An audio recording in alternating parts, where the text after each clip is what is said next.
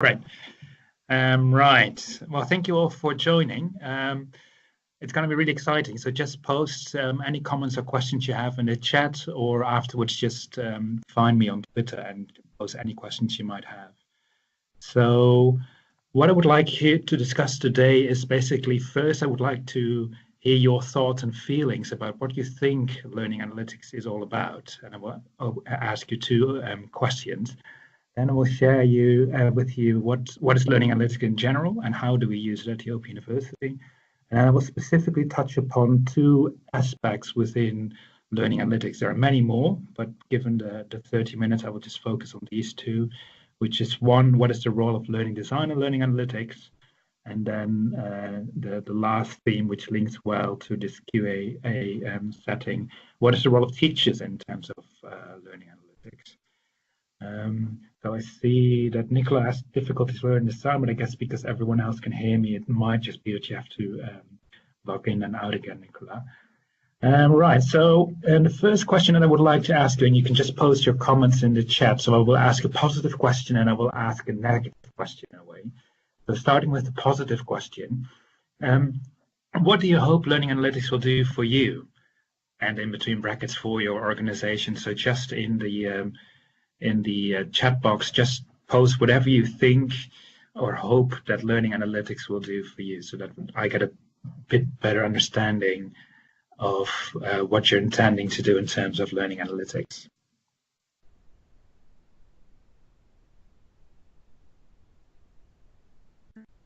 So I'm giving you a bit of time to, of course, type and finding some space to gather your thoughts. So Ruth is saying informing actions around student support. Richard is saying enhancing curriculum development and design. Oh, that's great. Provide quantitative evidence to make decisions. To maximize student retention. Oh, this is all good. This is really exciting. Reggie is saying supporting student achievement. Kirsty is saying to better understand effective teaching and learning pedagogy. Adrian is saying, I hope that learning analytics will help to improve the learning to students' experience. I think it's Heather Gibson, to find out what's going on and then to find out what's going on to dig deeper. When do you stop? Oh, that's a very good question. Somebody from the art faculty is indicating how to improve our management decisions. So these are some really interesting positive thoughts. And just keep them going, because it's quite nice to hear what other people are saying and thinking.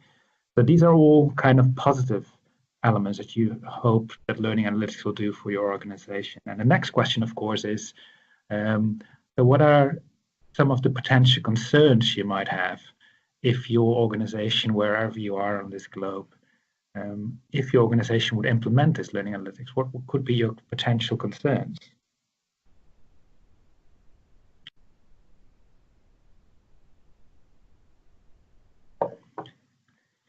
Yeah, so Richard indicates it's overly reductive. I agree. It contributes to a data-driven view. Data is too big to analyze. Data safety, confidentiality. Lorraine is saying that the information must be used in a positive way, not punitively. Ruth brings up an important point in terms of GDPR. Margaret is even putting the manpower or woman power, people power to analyze data to be politically correct, I think. Simon is indicating that there might be too much reliance based on numbers. Yeah. So it is good in a way. I think what basically comes out from these interesting points is, and normally when I do this kind of sessions, you can actually talk, which is a little bit awkward, but keep on adding those comments and questions. And if I talk too fast or too slow, or if I'm moving in a direction you don't want to see, just post it in the chat and I will continuously monitor. There are some kind of positive narratives and there are some negative narratives. And I think within the Open University UK, we've experienced both. And I will basically share you some of our experiences at the Open University. So I always start with the kind of holy grail of learning analytics. And I always ask, by just showing a raise of hands, just typing yes or no, who has seen this holy grail of learning analytics that have been developed by some amazing research at Aachen University? So Richard has seen this before. Jill hasn't seen this before. Okay, so some of you have seen this holy grail before and others have. So what I'm just going to do is basically walk you through the holy grail and then show you what potentially are the kind of limitations. So on the bottom left-hand side, we have our amazing students. And our amazing students are doing all kinds of things, attending the library, going to lecture sessions, maybe using their swipe card. They're most likely to be continuously on their phone. And all this data could technically be captured or analyzed in a so-called learning management system, a virtual learning environment like Blackboard or Moodle. And all this data that is being captured can then be analyzed in a data analytics mining system. I'm not going to touch upon data privacy this time. There's an amazing piece of work by the Open University led by Sharon Slade on ethics, and we have a public ethics policy on data, which I will post in a chat later. But assuming that the ethics is fine, basically, then we have much smarter people than me who basically mine all that data, and eventually we put this into a dashboard. And this dashboard is then eventually given to a teacher, and that teacher might reflect upon whatever is on the dashboard and might potentially consider to change the teaching method. And normally when I do this face-to-face sessions, I always ask, what is wrong with this holy grail? And typically what people would then answer is that it's not a kind of closed loop system. Typically what you would see is that in these systems, there is basically no interaction between the students and the teachers in this system. And there's also no real interaction between the students and the actual dashboard. So most institutions I visit across the globe are like this, where basically we spend a lot of time giving lots of data to our students. Sorry, we gather lots of data from our students, but we eventually give this to teachers. There are very few organizations within the UK that actually provide this data to students. So Nottingham Trent is one of the exceptions, and the University of Kiel has done some small experiments with it. Mostly it's basically giving data to teachers. And then, of course, the obvious question is, okay, what does a teacher do when he or she gets all this data? And how do you interpret all this data in a sensible manner? And personally, that's my own take on learning analytics. Personally, I think the real beauty of learning analytics only comes to fruition when you link it to what we call learning design. If you know the learning design of a particular course, then all this data, all this clicking data starts to make sense. If you have no idea about the design of the course and when you're expecting students to work hard or less hard, or when they're really engaged or not engaged, if you don't have this learning and learning design data, it's really complex to analyze this data. So Grania Connolly in 2012 basically provided this definition of learning design, which is basically a methodology to do a kind of brain scan of how teachers are designing courses. I always use this metaphor of a brain scan because it's quite nice. So by doing this brain scan, we basically get an idea of, okay, why is a teacher designing a course in a particular way, and how does this actually link to what our students are actually doing in a blended or online environment. And within this particular framework that originally was developed by Grania Connolly and then further developed by the Open University, and I apologize for the small print, we basically distinguish between 7 kind of learning activities that teachers design to help our students. So on the left-hand side, assimilative is literally what we're doing now. You're listening to a very boring white guy talking about learning analytics. But hopefully, while you're listening to me, you're thinking about learning analytics and you're acting upon that learning analytics. You might actually, by some of the suggestions I give, you might go and find some additional information about learning analytics. Hopefully, on the third level, we might actually communicate. So it's been very quiet in the chat box since I started to talk, but feel free to post each other questions, or feel free to ask me questions so that we can have a kind of a dialogue. The fourth activity is actually producing something. Like, for example, if you're in an arts degree, producing an amazing piece of art, or if you're writing a philosophy course, writing a critical piece of work. And then we have this experimental and interactive activities. And then finally, most courses have some form of assessment to see whether students have learned or have not learned this. And the reason why we think it is important to categorize these activities is that we can then see to what extent do the designs that teachers have made up in their heads, to what extent does that then match with what our students are actually doing. So the next slide might look a little bit complex, but it's basically marrying what teachers think students should do with what students are actually doing. So what you see here on the bottom, and I apologize that the font, the size is a little bit small on my screen at least, is what you see here is the activities that teachers have planned over a certain period of time. And then the red line indicates what students are doing on an average engagement. So just to keep the assessment, to keep the dialogue a little bit going, is there anyone that is really smart that can explain to me why is it that on week 11 till week 14, when there's basically no activity penciled in by the teachers, why is the red line still not 0? What could be happening in between week 11 to week 14? Any guesses what that could be? Yeah, because folks are catching up, says exams, could be revision or consolidation. Yeah, could be. Yeah, so it is interesting that in these 3 weeks' time, students still spend on average between 100 to 120 minutes per week just going on our virtual learning environment, although they have no planned activities. And actually, if you link quite closely, you'll see that's actually the Christmas period.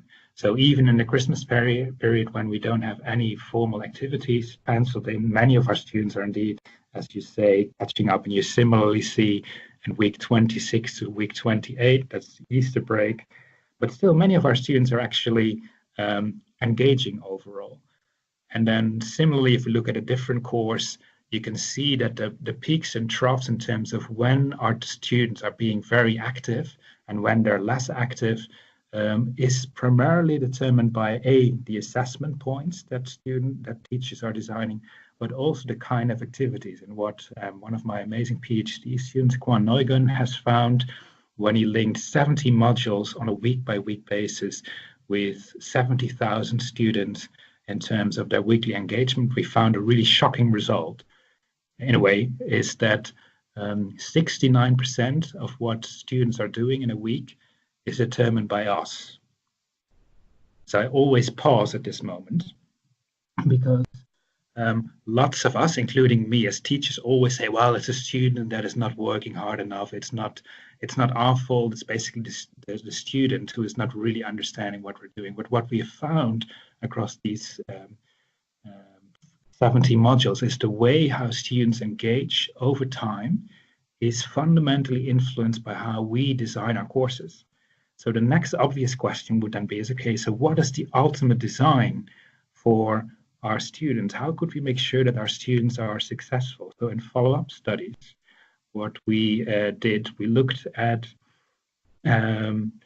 4 types of teachers, and 4 types of teachers in terms of how they developed courses and to what extent did that then have an influence on how students were learning. So I'm not going, given the time, I'm not going too much into detail in terms of what these 4 types of teachers did, but what we found was that the way how teachers design courses fundamentally influenced how students were engaging over time in terms of their activities on a week-by-week basis.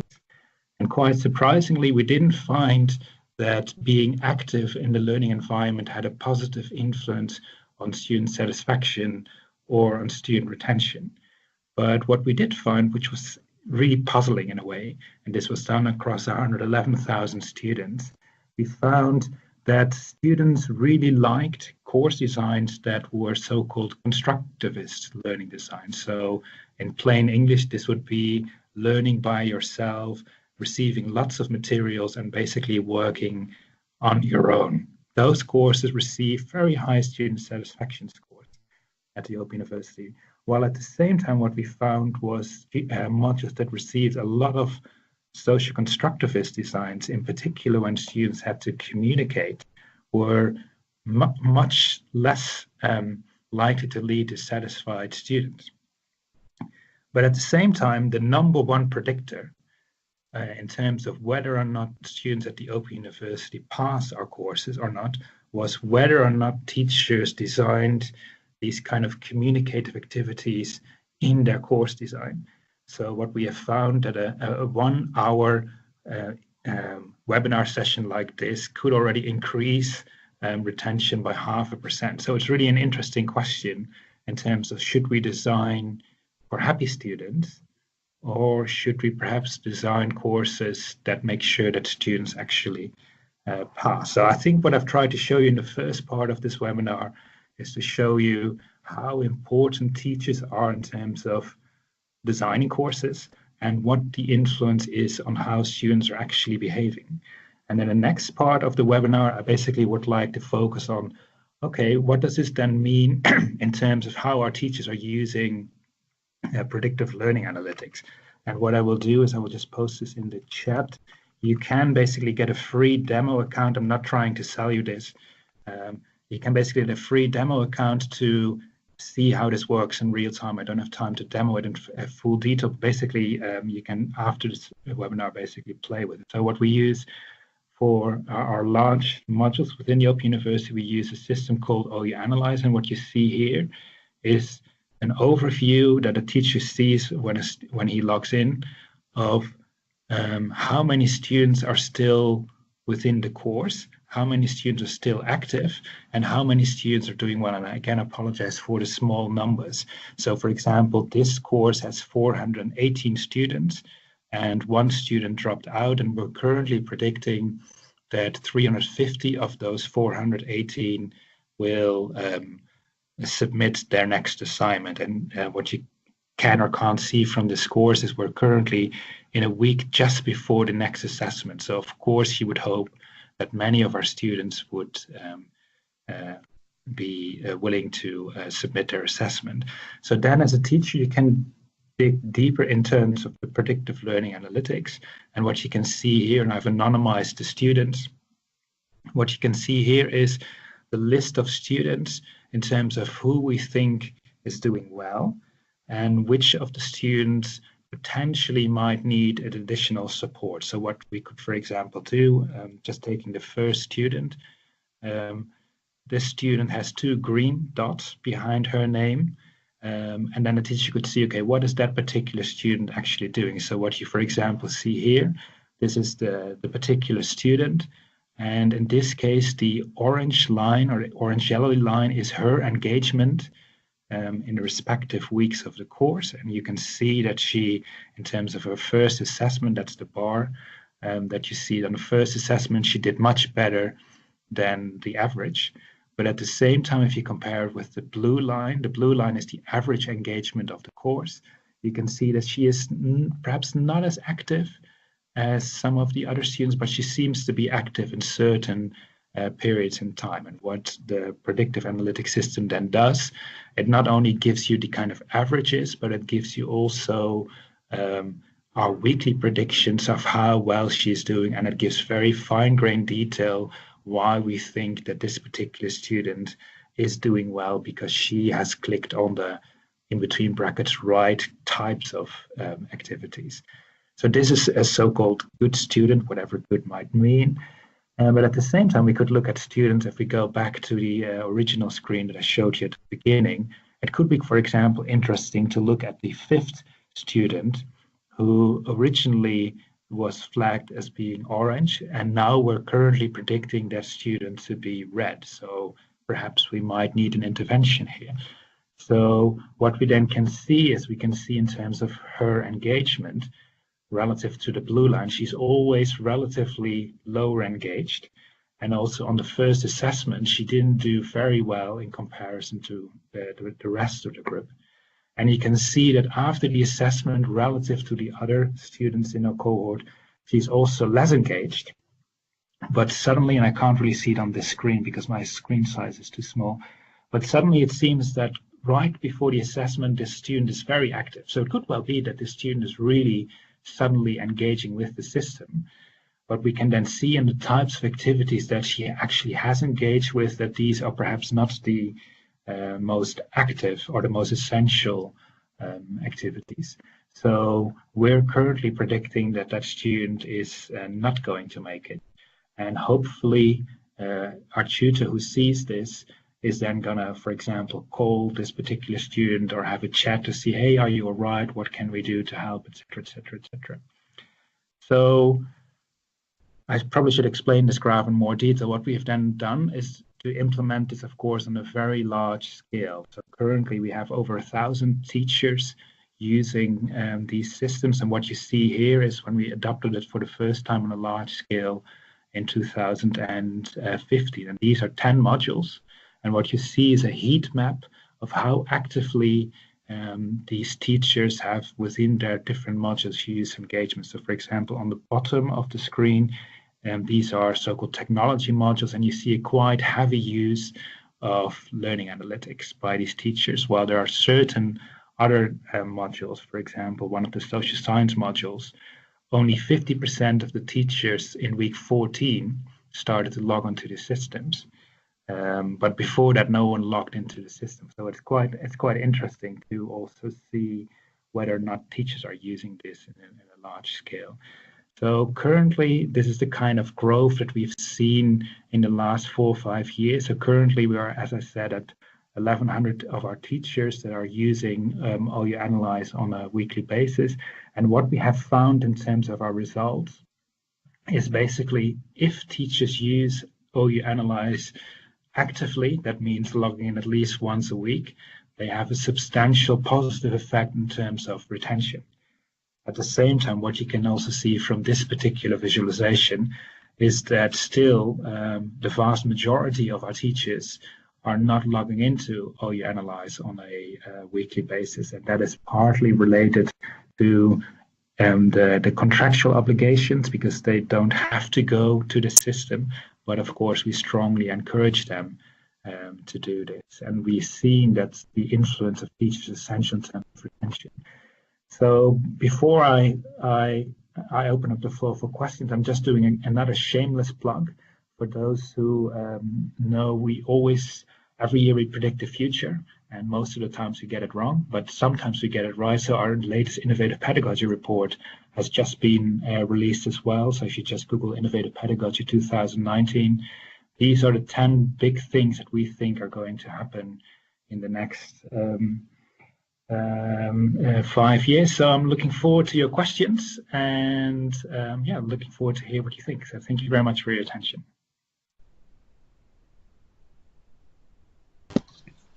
Thank you very much, Bart. If you have a question for Bart or a comment, please do post it in the chat box for him. We had one earlier from Richard. I don't know if you picked up on this, Bart, but he was interested in what you were meaning with the notion of determined activity. So what he was asking was, is that following kind of instructed activities, or is there a kind of wider definition to that? Yeah, I guess this is referring to OU Analyze. So what we basically do is we use machine learning approaches to see what kind of, if you take a metaphor of a journey from here to Rome, there are multiple routes that our students can take to go to Rome. But what we're looking at is, okay, what are key learning activities that we see so-called good students do? And what are some of the key learning activities that some students don't do? And those kind of key learning activities determine our algorithms and determine what successful activities are. And we use basically the traces of successful pathways to recommend this to other students. but we have to also be mindful of the fact that there are multiple ways to roam, and there's not just one route to that. In that sense, we continuously update our approaches to see, are there perhaps more efficient paths to get quickly to Rome, if you see the metaphor. Thank you for that, Bart. There's a couple more questions here from Nicola and from Jill, if you want to pick up on those. Yeah, so what are the plans for encouraging more use of OU Analyze? So that's a very difficult and good question. Partially, we really believe in a kind of bottom-up approach. So we really work with module teams and we work with associate lecturers to encourage them. And we have so-called super champions. So these are actual associate lecturers who really like OU Analyze, and they're basically trying to spread the word. At the same time, we have spent a lot of time and energy to update our new contract, which currently is being finalized with the trade unions. And in the trade union agreement, as far as I know, but I might be wrong and I'm being recorded, so I have to be careful what I say. But as far as I know, a certain percentage of the activity is the expectation that our associate lecturers will then look at learning analytics systems and also spend a little bit of time for that and getting paid for that. So hopefully, eventually, when it becomes part of the normal tasks of an associate lecturer, more and more of our teachers will actually use it. So it's a kind of combination of word of mouth together with kind of more strategic support. So I hope that answers your question. So the next question from Jill is, are there plans to share this data with students? The short answer is no. And there's, I think, a quite good reason why we currently don't share this with our students, is that approximately 20% of our students have a declared mental or physical disability, and our senior management and also accessibility members of staff think that by sharing this data to normal students, it could already be sensitive, but if you have a declared disability, this could be very sensitive.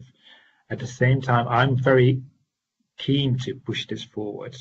So I think eventually we should start to develop some pilots with real students from different types of groups to see, okay, what kind of information would be useful to share. Because for those who have read the Power of Feedback book by John Hattie, feedback is the #1 predictor for learning success. So I think eventually we should give this to students in a safe manner.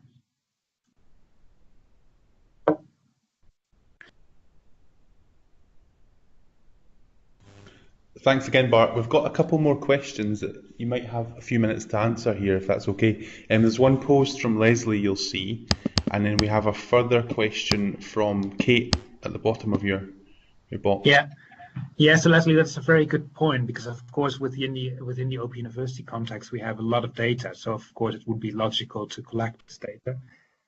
We have actually started to implement this kind of OU Analyze systems at a normal university in the Czech Republic. And in the Czech Republic, this was an engineering not course, but degree. And there we had no learning analytics data in terms of, VLE statistics. The only thing we did with that Czech university is basically gathering data of assessments and gathering data in terms of the number of credits that students had. And then we had follow-up meetings with personal tutors to see how things were developing. And what was quite nice, and I'm happy to share the paper afterwards in the chat, is the average retention rates before we started was 40%, which is not so great. And then within a year of implementing this system, it moved from 40 to 80%. So we got a very nice letter from the rector, and this is a bit of an anecdote. We got a very nice lecture from the vice chancellor thanking us for solving the first year retention problem. But apparently the second year classrooms were not big enough for accommodating those students. So if you could please send help. So it's a metaphor of saying, I think some of the principles of the things we've developed could be applied, if you do it, of course, well, and with a kind of bottom-up approach at normal institutions as well, even with very limited amount of data. One should link this also with your personal tutors.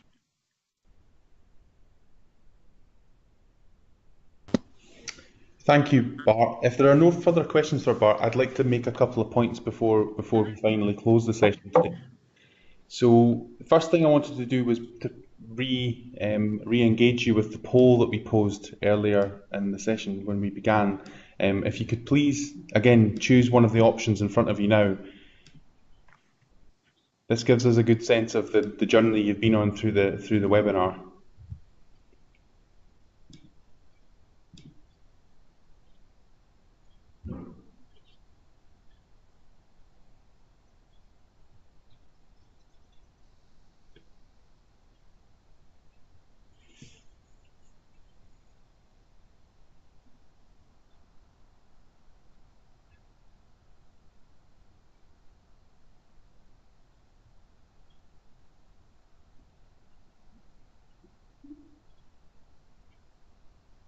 Okay, it looks like most people have voted now.